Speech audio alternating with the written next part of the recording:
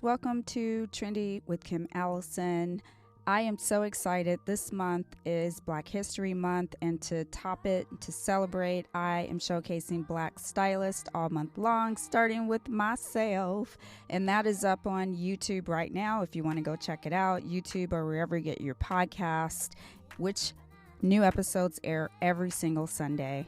If you are new, welcome. If you're already a part of the Trendy tribe, I appreciate you. Your likes, your comments, your subscribing, your reviews all make a huge impact on the show. Thank you so much.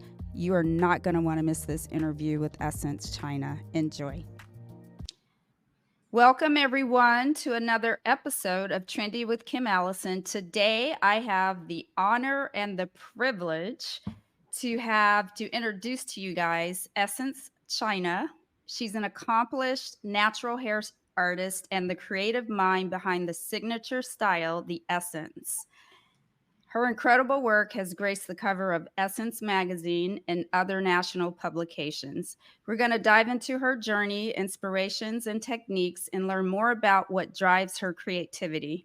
So let's get inspired, everybody. Essence, welcome to the show. Thank you. Thank you for having me. Yeah, and like I said, it's amazing. I'm so glad you're here and you carved out some time to jump on the show. Little bit about me. I know all about you, but we've never met. So everyone, this is our first meeting on the screen.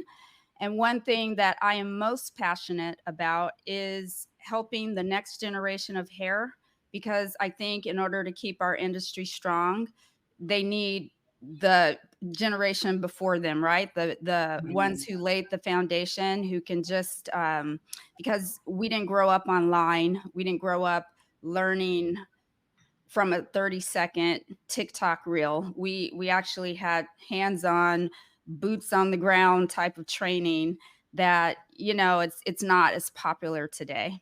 So I Right. think that's part of why I'm doing this. I'm not necessarily an educator. I realize that is not my wheelhouse. I love conversations. That's what I loved most, working behind the chair.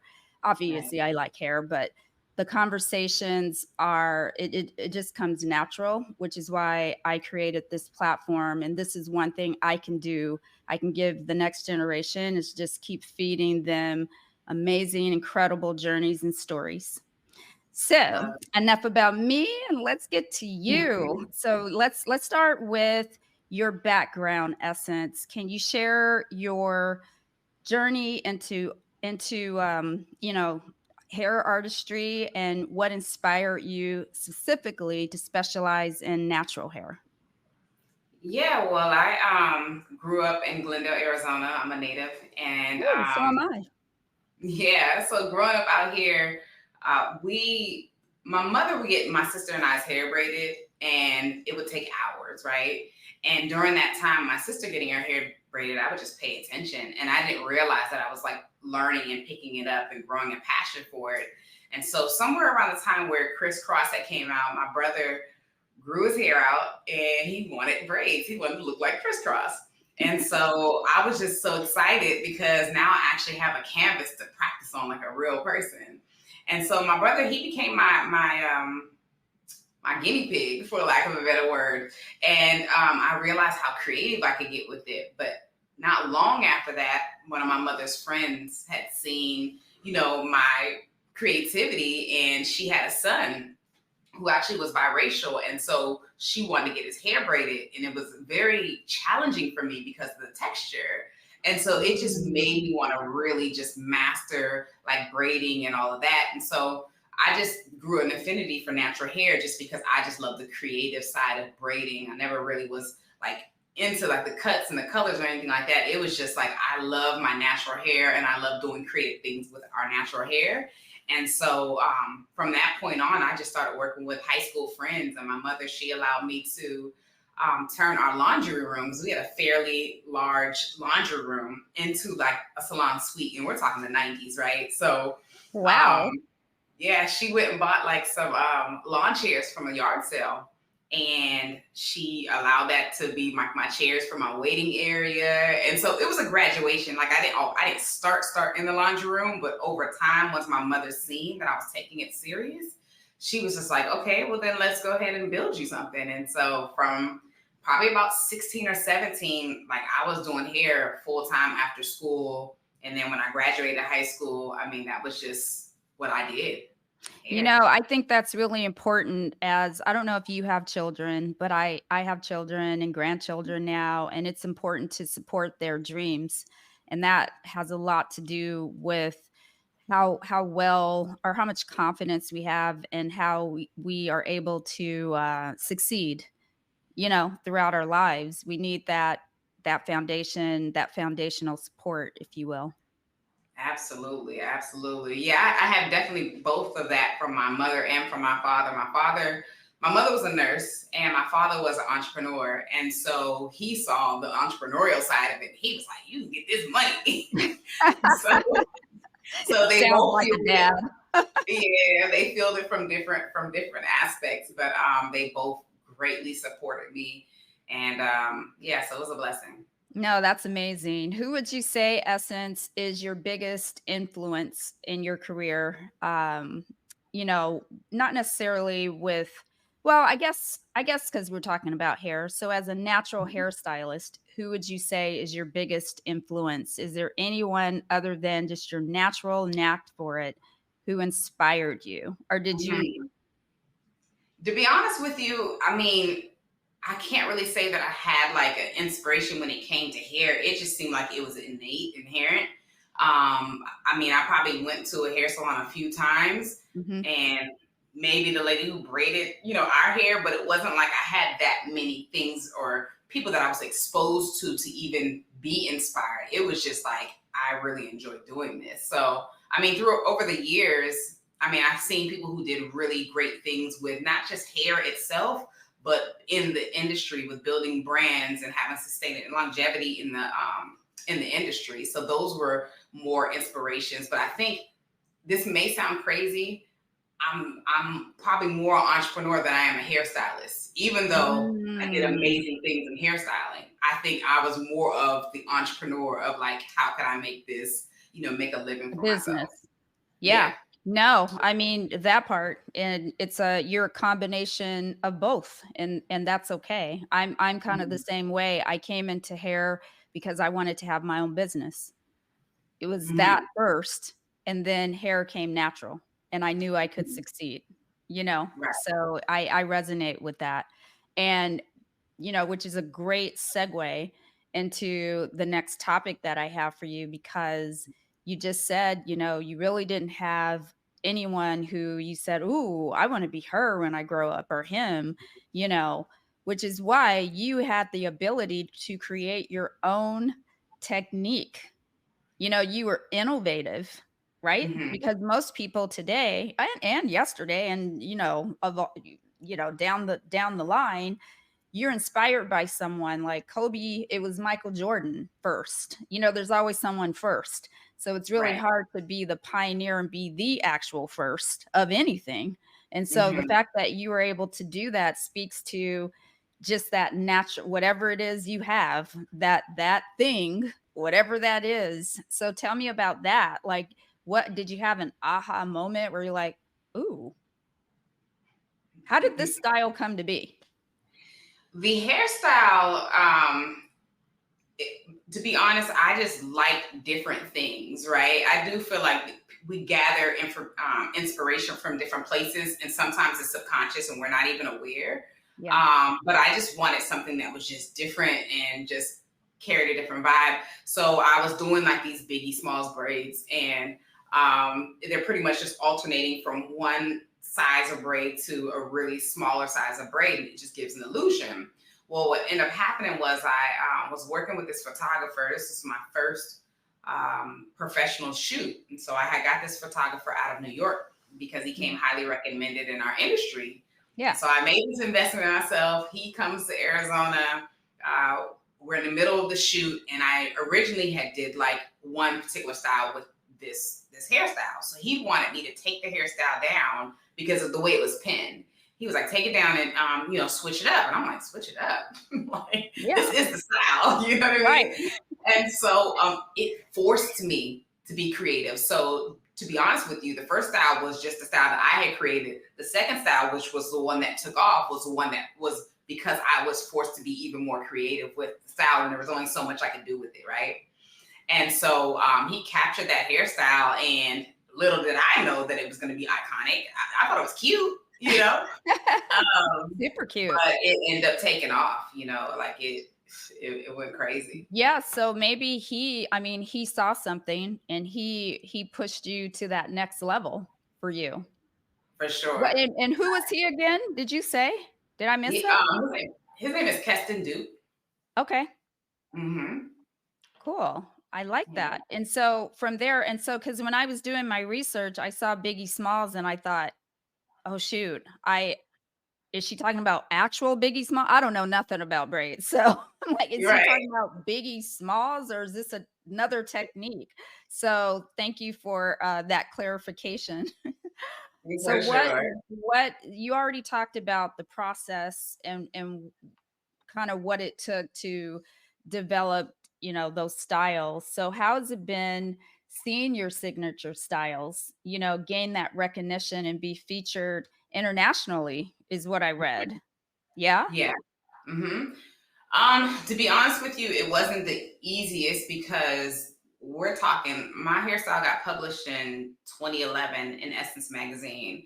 And so I did the photo shoot like January of 2011. And then the purpose was to get publicized or to get published, but I didn't know that it would actually land in Essence magazine. And so the photographer reached out and was like, hey, no, actually, I take it back. I was in Atlanta at a hair show, ran into him, and he was like, Essence picked up your work. And I'm like, okay. He said it so casual. I just didn't really know what he meant. So next thing I know, I had a friend Facebook message me and was like, "Oh my gosh, you're in Essence!"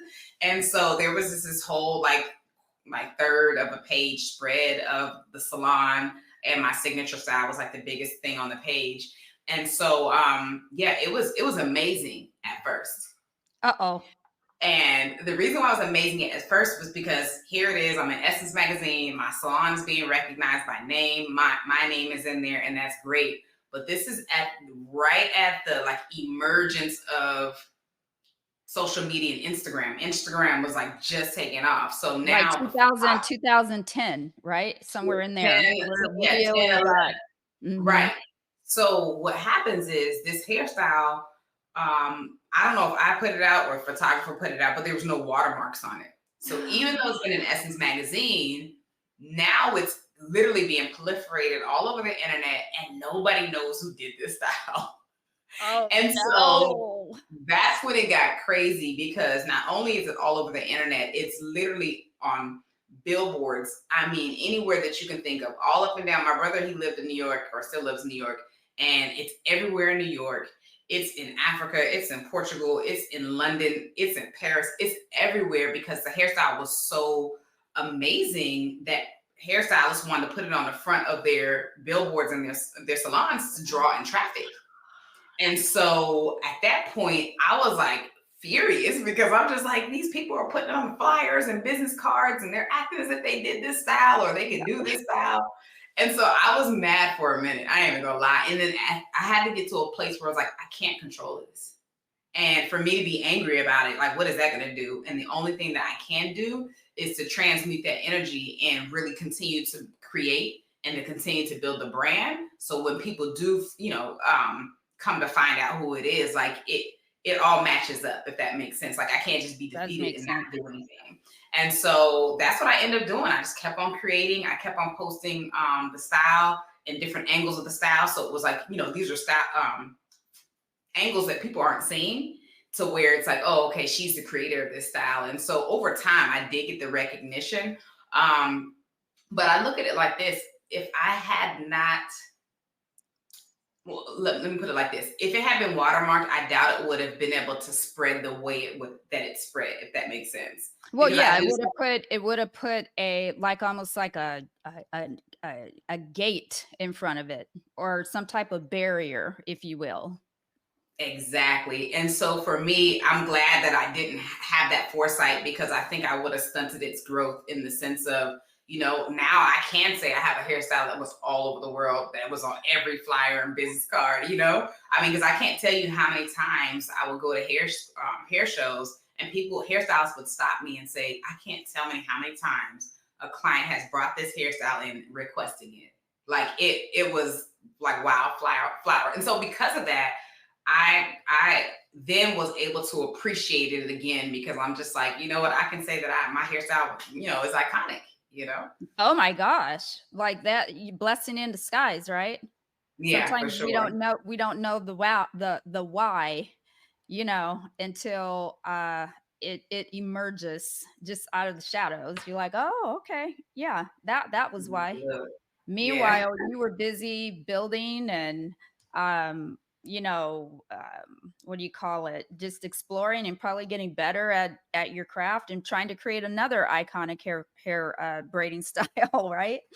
for sure. So, can you share, Essence, any memorable experiences or highlights from your career that stand out to you? That would be one. Are there any Mhm. others?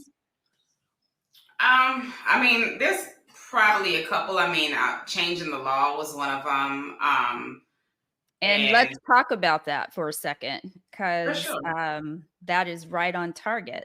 I think a lot of Black women just got to a place where they wanted to embrace their natural and authentic selves and their own beauty because we've always been shown another standard. Her iconic hair design featured in Essence magazine and in the National Museum of African American History in Washington, D.C. Whatever flows out of you, you give to your client, and your client's able to just be able to wear it as almost a piece of art. But it wasn't always easy for her to be that artist. Arizona law made it difficult to open up her own hair braiding salon. They told me I had to have a license. At the time, Arizona's Board of Cosmetology required 1,600 hours of classroom instruction, even though not a single hour of natural hair braiding instruction was included in the program. I took up issue with it because the things that I did were Yeah, and you can kind of walk us through from here. That's amazing. Wow. Yeah, thank you. Yeah, so like I told you, I'm born and raised in Arizona, and I knew that there were limits to what I could do in Arizona because of the way that the law was. And so I had moved away to Maryland and I was living in Maryland for a few years. And then I had an encounter with God. I moved back to Arizona and I really was just in this place of frustration because I knew that hair was what I wanted to do at this point. But I also felt like there were ceilings here. Whereas in Maryland, you didn't have to have a license to do hair, to do natural hair. And so I was able to build clientele. Things were going really well for me in Maryland. And so when I moved back to Phoenix, I felt led to call the State Board of Cosmetology. And I told them, what I did. And I was like, I've been doing hair professionally for, X amount of years. I do braids, locks, and twists. What do I need to do in order to be legal in the state or, to be permissible? And Right. they pretty much told me I had to have a license. And so, as the regulations are, licensing for cosmetology is like a year and a half of school, 10,000 plus dollars. And it wasn't so much the time, it just for me, it didn't seem like it made sense because like I'm not trying to do all of the things that they teach in cosmetology school. And I felt like it was unfair because there's no specialized licensing for what I did. And while I understood sanitation and the things that are necessary when it comes to hair care, they didn't have any options for that. And so, I got off the phone frustrated and feeling a little defeated because I just like I'm not doing that. And I'm a rebel. So I I kind of buck gather. systems anyway. Well, I was just like, yeah, I'm not doing that. And so not long after that, I felt led to look for a law firm. And so I was 23 at the time, and I just was like, okay, look for a law firm. So I just started looking for law firms, and I came across maybe two or three. And by the third one I contacted, I shared my story. Now, the reason why I believe that seed was also there is because I had already lived in Maryland, and the law was such that you didn't have to have a license there. So I felt like if it was different in one state, it could potentially be different here.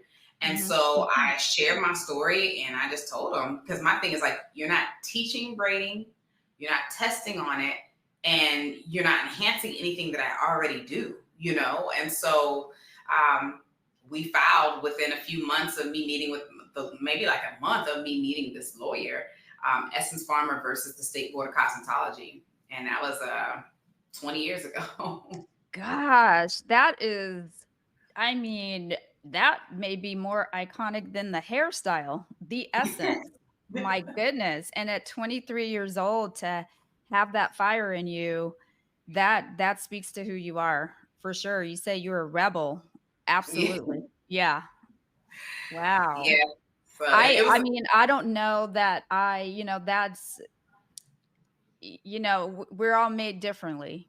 And thank God Mhm. for those that do have that. Gosh, I mean, for a lack of a better word, I don't even know what the word is, but more of that leadership quality, Mhm. where you create opportunity for yourself. And a lot of people, Absolutely. they wouldn't bother. They just, oh well, I guess I won't braid professionally, because I need to go to school, whatever, right? Yeah. What do you have for new stylist that, the young Essence, for example, she's out there somewhere. So what Yeah. would you tell her now? And knowing everything you know now, she wants to create her own iconic style. Where does she start? What Yeah. what what advice would you give her? Or I he? think, yeah, absolutely. I think ultimately we have to learn how to think outside of the box. Like I said, I was already creative, but I was forced to even think, to stretch myself even more and think outside the box. And, the name of my company is called Rare Essence. So obviously, Essence is my first name. Rare, it speaks to us being unique and different.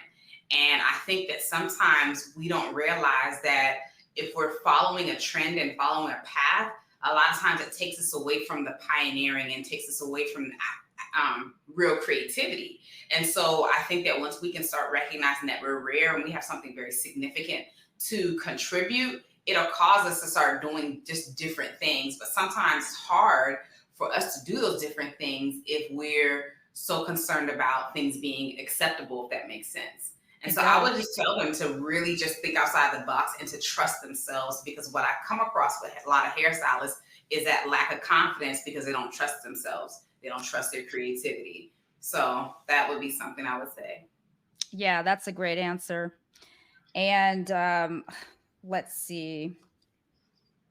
And I'm sure whoever she is or he, they are creating something great as we speak. Do For you sure. have, other than your signature, do you have a favorite? Do you even you don't work behind the chair anymore. So, and we're going to talk about that as well. You have an education platform. You have an online education platform before it was even cool, and a thing.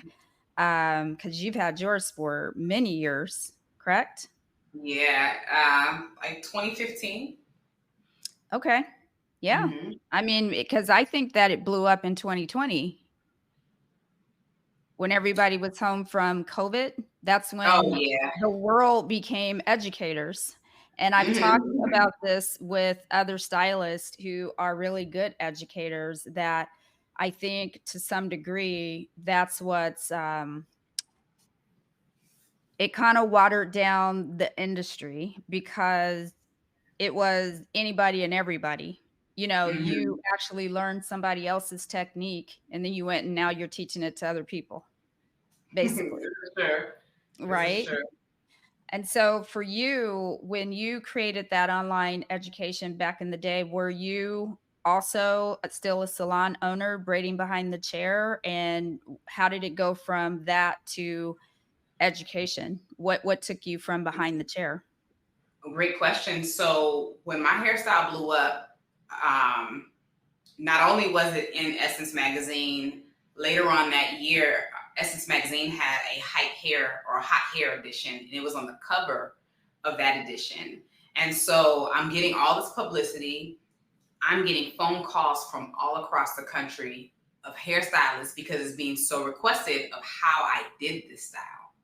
So now it's like that teaching actually is being pulled out of me because I didn't want to teach. I'm gonna be honest with you. I was so fearful of teaching because I really didn't think that I had it in me to even teach. So even though I own a salon, I have stylists and I'm educating them, it's very informal. It's just like, hey, we got to make sure that we keep the brand strong. So nothing can leave these doors if they don't approve, so Right, I need to make sure exactly. the standard is up. So now I'm getting these phone calls, and I already knew prior to all of this that I was going to teach because it Mhm. had already been spoken over my life, but I didn't understand like how it would come about. So it literally just came about because of this hairstyle. And then I embraced it. And when I embraced it, it was very scary for me. I ain't gonna lie. Like the very first person I taught, I was shaking in my boots because I was just thinking about the level of investment that they've made in themselves, and what if I can't deliver? Yeah. But after I got over that hurdle and I realized, much like you, yes, it was the hair, but it was the conversations, it was the connection. And then furthermore, it went into the empowerment. Because as I began to teach and I started traveling and going to different cities, we would do 2-day hands-on trainings. And I realized that there was a greater draw. Like these hairstylists, yes, they wanted to learn how to braid hair, but it was something deeper. And Yeah. that's what really kind of had me continue because I really wanted to help them. And it was more of a confidence issue for them to believe that they could be someone great as well.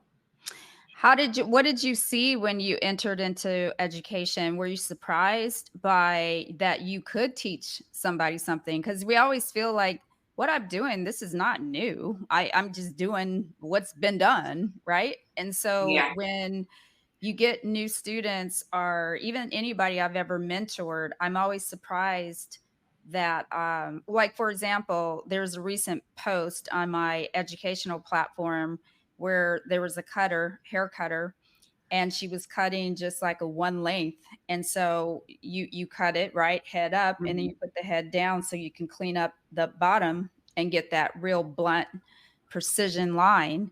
And the comments, it's like 50 something thousand views, and all these comments like, "Oh my god, I never knew that. Oh my god, now it makes sense." And I'm like, "Wow, that you Yeah. didn't know that." I mean, and fine, because now you do, which is what this whole thing is about. But were you surprised with what you could teach that wasn't known by people who braid hair and have been braiding hair? Does that make sense? Absolutely. I think we Yeah. tend to minimize the things that, either we've mastered or have come easy to us, not realizing to somebody else, they may have a passion, but they may not have the proper techniques. And so they Yeah. genuinely just want to learn. And so I had to think about how do I break this down to where like what's in my brain and not just in my brain, but what's also in my muscles and my fingers to where they could actually grasp it. So it challenged me, but I also realized that, that teaching capacity was in me. But I mean, it would be the smallest thing that, they may have been braiding for 5 or 10 years, but then here it is. I tell them to tweak this and they do it and they're like, oh, light bulb goes off, And so it was very fulfilling for me because it's like, people are being able to improve, not just in their skill set, but also in their confidence and even in their earning potential. Oh, yeah. So that was really huge for me. Yeah, but then I eventually, because when I started traveling, I think in 2017 or no, maybe 2016, I started traveling. And that was like a really big step for me because it's one thing to do a class here locally. It's another thing to be like, okay, I'm buying tickets. I'm about to get a hotel room, and host this class and see who comes. But my first class, I was going to New York anyway, and it was Valentine's Day.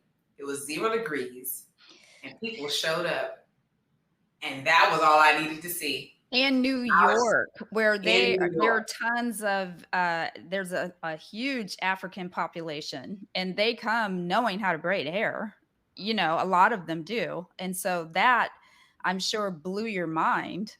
Absolutely. And I was like, if I can do it here on Valentine's Day, 0 degrees, I can do this anywhere. And that's what gave me that fire. So So yeah, I definitely feel that there's so much that we don't realize that we know that we can truly pass on. And the thing about natural hair versus say cosmetology is there's not, I mean, very slim. There's not a lot of formal training. We don't have Yes. cosmetology schools. So Yep. who's going to teach you how to braid or how to lock the proper way? Who really Yep. wants you to get it? And so there's this idea that, oh, if you're black, you already know how to braid. And it's like, no, not necessarily. And even if you do, doesn't mean that you have the same results or the same braid integrity that you would like to have, right? And so, yeah, there was a great demand out there. There was a great demand, but what gets me going now more so than ever is helping stylists transform because, in employing hairstylists and interacting with a lot of hairstylists, I realize it's like the skills are amazing. It's great if you get that, but there's nothing that is any greater than your well-being as a stylist and the way that you serve as a stylist. And so my heart right now is to help them transform, like, because they're whole stylists. But if I'm just trying to teach Yeah. them the technique, that's cool. Yeah. I can do that. But more so Yeah. than anything, it's the mindset and it's the personal development. Oh, yeah. No, that's really important, and I would imagine too that ergonomics plays a part in it when in your class, I'm sure you're teaching them how to save the hands, the back, Yeah, right? The for way you sure. stand has something to do with it, and you're Absolutely. right, the spirit that you bring into the room, that is really what helps you grow a connection with someone and grow a Hmm. clientele. You have a lot of people who are wildly talented, but the personality is garbage. And Absolutely. mind, body, soul is everything. Like, it all Hmm. has to connect.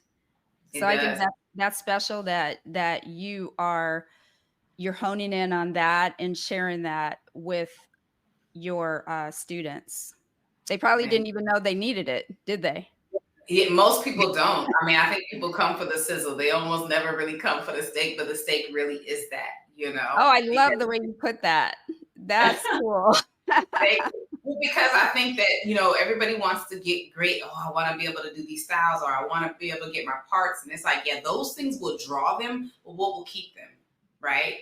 And what keeps them is that true meat of who are you and are you working on becoming a better person? And because the way I see it is like the black hair salon is the center for all things, right? I mean, you think Yep, about it, even 100 years ago or however long, like that was a place that we got all of our news. That's where we had community, and true. so there has been such a almost disregard for that, and I think that our communities could be better if we as hairstylists are better. And I don't think that we Exactly. understand the role that we play in our community, that if we transform, we can Mhm. actually transform our communities, right? And so Yeah. I'm like one stylist at a time working on their well-being and their mental health and their emotional health, you know? Oh, it's very true. Very Yeah. true. And, that unification, just uniting instead of always being so divided or waiting to see how you can pick somebody else apart to make yourself better than they were, And it's Mhm, like, mhm. I never, as a stylist, you have clients that come in and this person they went to before did this XYZ. I say, we're all artists. Your art is gonna look different than my art. Doesn't mean you're wrong. It just means Right. it's not your cup of tea. But that Hmm. has you don't need to bash the last person because guess what's gonna happen to you next? They're gonna bash you. You'll be the next one. To the next one in line. You shall be next. How do you stay motivated to continue to push forward even when things get tough? Because we just talked about mental health Hmm. and just having that balance. What do you do? Because I feel that you are connected to God. That's the energy just in some of your words. I feel that there's a relationship there for sure. Hmm. So So, what do you what is Yeah. that? So what is that? Um, what do I do when I feel stuck? That's a great question. Um, I think more so than everything, like I understand that whatever season I'm in, it is not permanent. And sometimes I realize that I have to surrender to that moment. And so, Mm. in every stage of my journey, in order for me to get to like that next stage, like I had to go through a metamorphosis. And so what I realize is that many times we don't realize like the vision that we have for ourselves, like whatever that grand vision is, there's also a version of us that fits that vision. And so I'm Mm. asking myself, what version am I to get out of this? Or what version do I need to become to get out of this? And sometimes it is very challenging because like even right now I'm in a transition of like went from being a stylist to a salon owner, a salon owner to an educator, from an educator, and now I'm stepping like full fledged into speaking. And they're Oh, still like making this, crossing that bridge. And so, there are moments and cycles and moments where I do feel like, okay, I feel like I'm going in circles. You know what I mean? But I have to ask myself, like, am I? How do I say this?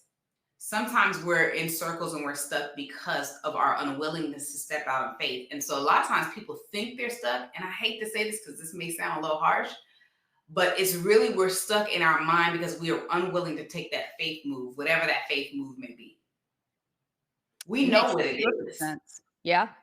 So many times we know what it is, but it's our unwillingness to do that that keeps us and qualifies us to stay where we're at. And so for me, it's like, okay, what can I do that I'm unwilling to do right now? And I'm so scared to do. When it was time for me to teach, I was about to start going in circles because people are asking, they're asking, the signs are all there. But I'm like, I'm scared, I'm scared, I'm scared, I'm scared, Right, But right. at some point, take the step. Because if I had never taken a step, I would have never been traveling all over to help train stylists. And so when we're stuck, we have to ask ourselves, what step am I unwilling to take? And what version do I need to become in order to fit that unstuck vision? Oh, for sure. And I think a lot of that is trust. We Mhm. don't trust. And so we stay over here because this feels safe. And For out sure. there feels scary. And I always say when there's fear involved, when it feels scary, but it's a good scary, Hmm. well, that's the spirit telling you, pushing, go. Yeah, the It's push. time because when you're not scared, that means you're complacent. That's When it. nothing feels scary to you, like, "Yeah, I got this, I got this, I got this." I'm like, "Then you ain't going nowhere else." That's it. Right? That's it. Hmm. Yeah. So would you say your most significant success so far, it just encompasses everything you've ever done? Because listening to your story, I don't even think I can find one single thing that I would call significant, because I Hmm. feel that it's so grandiose, the whole experience, that it's all one big package, if that makes sense. It's funny you say that because I mean, I have really been blessed. Like I said, I found braiding very early in life and I gave it my all. Yeah. And I think because I committed to it and I was patient with it, because you have Yeah. to think about it. I mean, I was doing hair, let's see, 15 years before I ever got into Essence magazine. But I wasn't thinking about getting there. I just was doing what I loved, and there was nothing else competing for this. Why would I do anything else? And I think that I've just been able to experience, what I've experienced because I was true. And what I mean by true is that sometimes I don't think that we really realize that there's already a path that's already laid out and destined for us. And Oh, so yeah. sometimes we can do the safe thing. So what I didn't tell you is while I was fighting the law, my mother was a nurse, and so she wanted me to go to nursing school because that's safe, that's stable. Oh, So I yeah, went. she already knows that path, and she Right. can tell you all about it. Right. So I did that. Like I went to nursing school, I got my license, I worked as a nurse, but it didn't feel true. Right. And so I wasn't on that path, but about 2 years through going through school, working as a nurse for about 4 months. And then I was just like rushing home to get to do hair at my apartment at the time. And every time I would get back to doing hair, I'm like, this feels right.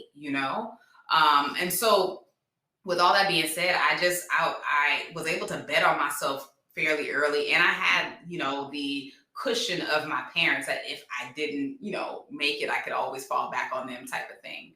And yeah, but with all that being said, yeah, to answer your question, I don't know. I just continue to stay with it, and I just continue to believe, and I continue to push limits. And so I've definitely had some great moments in my story, but I'm like, we just getting started. I don't know I where we're know, going. you're like, "I just scratched the surface, y'all." No, I believe that. I mean, I can't wait. Like, I'm not even gonna say 10 years from now. I'm gonna say Mhm. like a year from now. I can't. You're gonna be transformed. I can already tell. You know, Thank I see a mission. I just see it for you, you. and Thank you. I love it.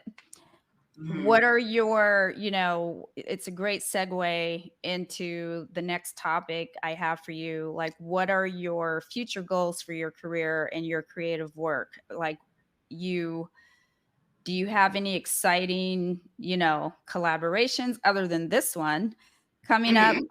Or what do you have on the fire right now? On the What's fire. happening?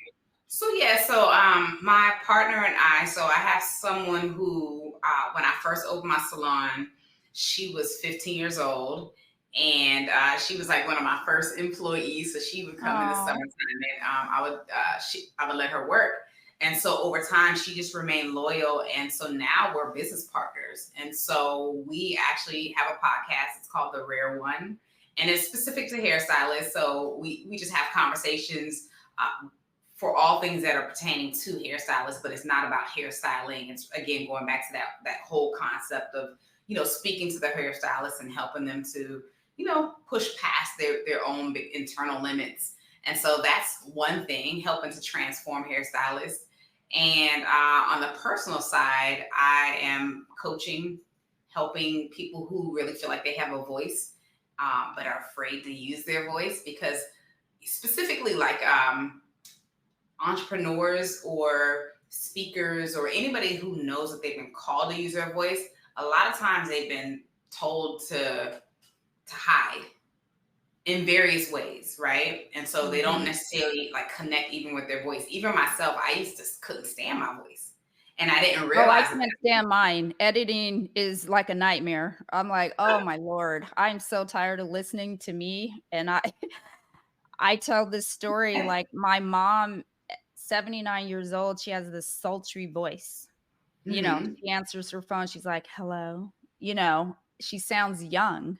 Yeah. Me, I thought I was gonna get that voice, but I got my grandmother's voice, and my grandmother sounded exactly like how old she was, and when I'm listening to myself, I'm like, "Oh, no."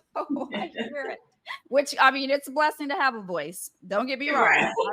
Right. Right. But to your point. Yeah, so just really learning how to really accept yourself so you can really show up to the people that you were assigned to. Because one thing I feel about a voice is that when we're walking in our authenticity, we are assigned to a group of people based off of a sound, right?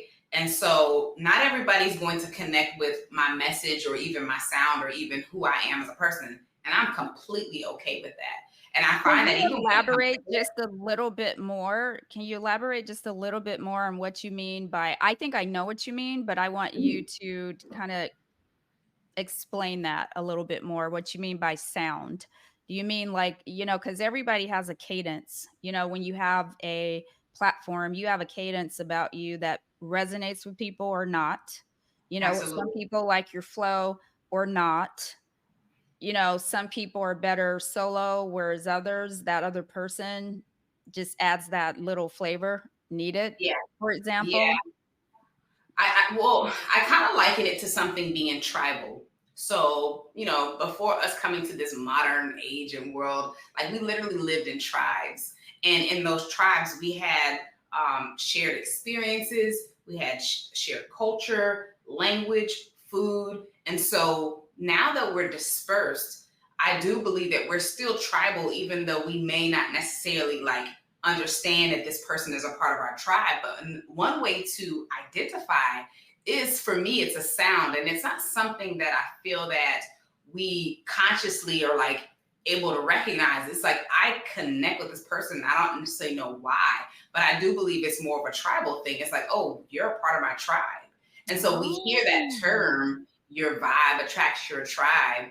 But I really believe that, that's like a cliche thing, but it very much is true. When you're walking in your authenticity with whoever you are, I think that that sound is going to resonate with the right people. And so what you'll find is that a lot of people, because they don't want to repel people, they want to be acceptable to all people, that they lose their authenticity, right? Good point. And so the Yes. sound is distorted because now they're watering it down to be appealing to everybody.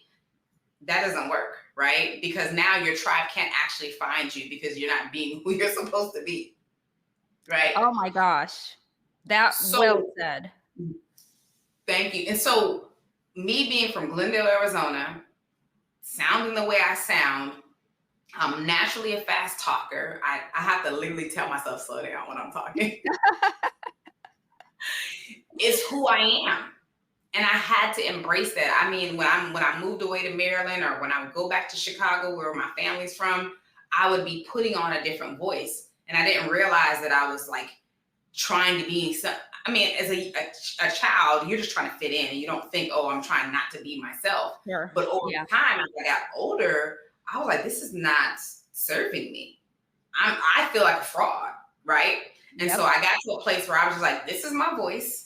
This is how I sound. You know what I mean? Whoever it attracts, cool. And this is before me even being a speaker. And now I'm just so solid in who I am and however I sound, right?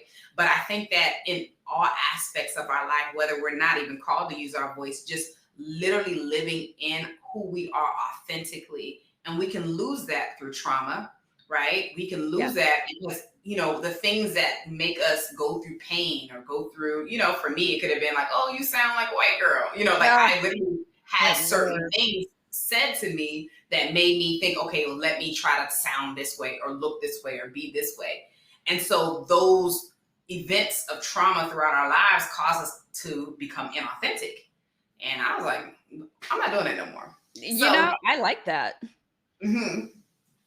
So Yeah, yes, I get it. Go ahead. Sorry. yeah. So my heart is to really help people to use their voice, because what we don't realize is that there's power and there's authority in our voices. If we understood that, then I think that it would really change the way we perceive and understand. I liken it to this, like, if you're in an alley right now and somebody's coming after you, your first line of defense, like say they're a ways off, is your voice. But if your voice is not, if it's been stolen from you, if it's been muzzled, it keeps you from being able to even defend yourself. Like your power is there, your authority is there. And so in every area of our life, we have to learn how to, one, speak up for ourselves, right? Yes. Protect and defend ourselves, right? And then also, two, many of us have a message and we don't even realize we have a message. And so that's what I want to help people do, is to unleash their voice, right? And not Well, allow themselves to be fearful of the potential rejection. well, you've helped me in this conversation. I feel like I need to say more. Let's So go. your voice is, to me, it sounds very confident and Thank very powerful. And I resonate with you with our what's the word? Inflection, whatever it's called. But you. the way we speak, those of us that are from Arizona in the Black community, right? Mhm. You're almost deemed not Black enough, or you don't know your history, you don't know your culture. Why are you talking like that? You sound like a white girl. Over the phone, I wouldn't have known that you were Black. Yada, Mhm. yada, yada. I'm like, well, what does a Black girl sound like? Because I came out this way Right. and I'm 57 years old now. This is me. Mm. Didn't change this whole time. So I'm thinking this is just me. It's my voice, right? I don't Right. think you're a product of your environment. Mhm. If you grow up in the South, you're going to have a Southern accent. That's it. period. It doesn't matter what race you are to some degree. Yeah. And if Hmm. you are educated, you're going to sound educated. If you're uneducated academically, you're going to sound that way. I mean, that's, we're all one in the end. Hmm. That's it. That's Yeah. it. You look amazing, by the way. I do. Oh, Lord. I mean, I wasn't fishing for compliments, but I will take them. No, Thank you. I know you were, but you look, yes, you blew my mind. I'm like, 50 what? Yeah, Okay. girl. It is rough in them 50s streets, let me tell you. Because I look at myself sometimes, I'm like, ooh, this is not the same face, but you know what? I still have one and I'm gonna roll with it because I That's could it. be not here. So I'm gonna choose to embrace being here. For So sure, for sure. Yeah, yeah, but yeah, that self acceptance is key because if we don't accept ourselves, who will? You know, that's we right. have to get past that, and I think specifically now with technology and all the images that are just like bombarding us, like we feel the need without even really knowing to be something other than ourselves, right? And Right. that's a lie and it's a trick, you know. And it really robs us of everything that really belongs to us because how can it's like me trying to receive my Amazon package at somebody else's house. You know what I'm Right. saying? Like Right. it's not going to be delivered there. You know, I have to go back to my house where I live. You know what I mean? To get the packages that are for me. And so we have Correct. to ask ourselves, like, you know, am I living in my authenticity? Because that's where we're going to receive the blessings. Oh my gosh. Speak and preach because all of that is the truth. Yeah. Mm-hmm. Your podcast, I'm definitely going to be adding that to my listens. Thank And I you. at the end of the show, I'll have you, kind of tell my audience all about where they can find you and, kind of your podcast, your education platform, your all your handles, all the things. And Mhm. you're right. And that's another thing, that layer of the um, algorithm on social media, how you're chasing that versus just being who you are. Whoever resonates with you, they're going to find you. They're going to Yes. find you. And Yes. so, and do you really algorithm wise, do you even want those people to find you? Because they're finding, to your point, the fake you. That's If it. you're beating to that drum, so to That's speak. it. Absolutely. Absolutely. I Yeah. remember I had That's good. somebody run my social media. Alexa totally just hijacked everything. I'm like, did you not Alexa, Siri? I'm like, she said she's trying to give me the definition of beating to that drum. I'm like, get out of here, girl. I Please. love it. But Essence, is there a particular story or moment in your career that stands out, especially impactful? um no, I feel like the ones that I told you were pretty much like, the biggest ones that I can really think of. Yeah. Perfect. Well, that concludes our interview. I definitely want to talk more to you off camera because I feel like whatever tools that you have used to get to where you are Hmm. mentally, I think those are more important than anything Without a because doubt. you sound whole, you sound sound, you sound, like I said, confident, sure of yourself.